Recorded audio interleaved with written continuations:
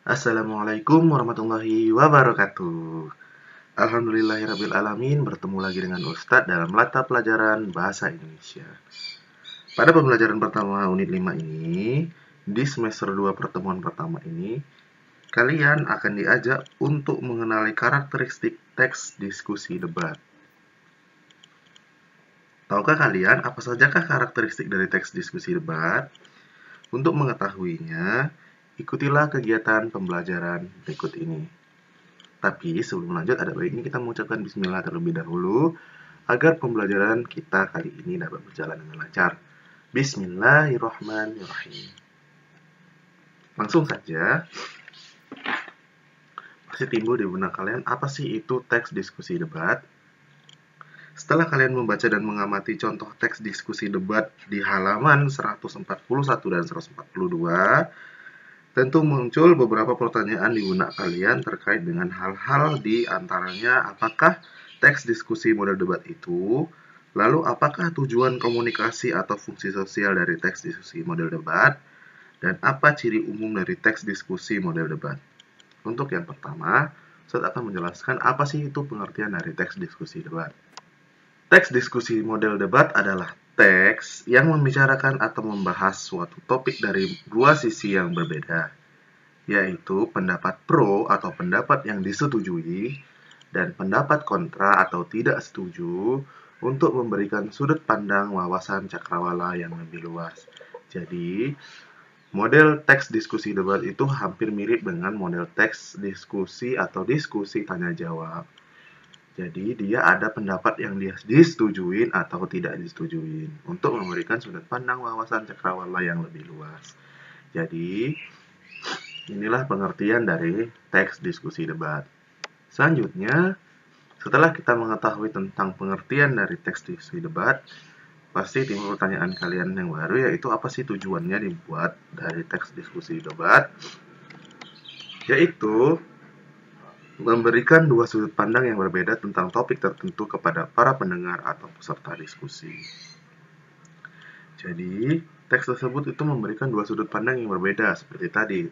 Sudut pandang yang pertama yaitu sudut pandang yang setuju atau yang kedua itu sudut pandang yang tidak setuju.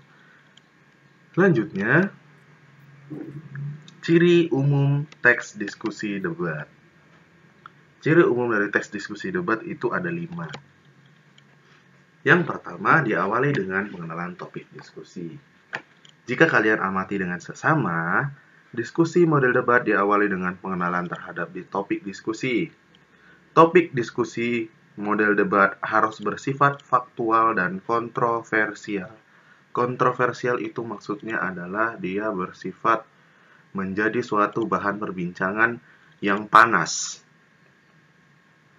Artinya, permasalahan tersebut itu bersifat faktual atau nyata atau dapat dibuktikan kebenarannya, dan ada pihak yang setuju dan juga ada pihak yang tidak setuju terhadap permasalahan tersebut.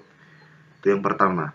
Yang kedua, diskusi model debat selalu diawali dengan memberikan kesempatan kepada pihak pro atau pihak yang setuju untuk memaparkan pandangan atau pendapatnya. Itu yang kedua. Yang ketiga, pendapat pihak pro tersebut langsung ditanggapi oleh pihak kontra. Jadi, setelah pihak yang setuju tadi memberikan pendapat, langsung ditanggapi sama pihak yang tidak setuju dengan argumen-argumen yang meyakinkan pendapatnya. Itu yang ketiga. Dan yang keempat, masing-masing kubu yaitu pro dan kontra atau setuju dan tidak setuju harus mempertahankan argumennya masing-masing. Tidak boleh pihak kontra berpihak ke kubu pro, begitupun sebaliknya. Lalu yang terakhir adalah tujuan utamanya adalah untuk mendapatkan wawasan dan pandangan dari dua sisi yang berbeda.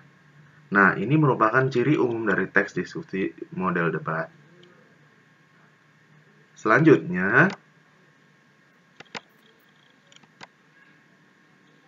Ustadz akan memberikan sebuah penugasan. Kalian hanya membuka buku halaman 143 pada teks 2 Nah, di situ bacalah dengan teliti, kemudianlah jawablah pertanyaan-pertanyaan yang ada pada halaman 146 nomor 4. Saya bacakan pertanyaan-pertanyaannya, nanti kalian bisa baca lagi di halaman 146 nomor 4. Untuk soal yang pertama, pokok persoalan apakah yang didiskusikan dalam teks diskusi debat pada teks nomor 2? Nah, jadi kalian cari di situ apa sih yang menjadi persoalan dari teks nomor 2, kenapa dijadikan sebuah bahan untuk menjadikan teks diskusi debat. Yang kedua, ada berapa pendapat pro, maksudnya ada berapa pendapat yang setuju dengan materi diskusi dan ada berapa pendapat kontra atau yang tidak setuju dengan materi diskusi yang ada dijelaskan di teks nomor 2. Selanjutnya yang C adalah tuliskan garis besar isi pendapat yang setuju atau pro.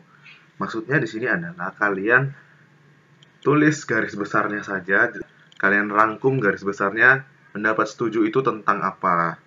Selanjutnya yang D yaitu tuliskan garis besar isi pendapat yang tidak setuju atau kontra. Jadi maksudnya di situ adalah kalian rangkum pendapat yang tidak setuju itu mengenai apa.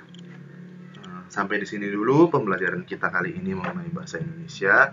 Kesimpulannya adalah teks diskusi debat adalah teks yang membicarakan atau membahas suatu topik dari dua sisi yang berbeda, yaitu pendapat pro atau kontra, untuk memberikan sudut pandang wawasan cakrawala yang berbeda dengan dan yang lebih luas. Sampai di sini dulu pembelajaran kali ini. Lebih dan kurang Ustaz mohon maaf. Kepada Allah Ustaz mohon ampun. Billahi fisabilillah. Fastabiqul khairat. Assalamualaikum warahmatullahi wabarakatuh.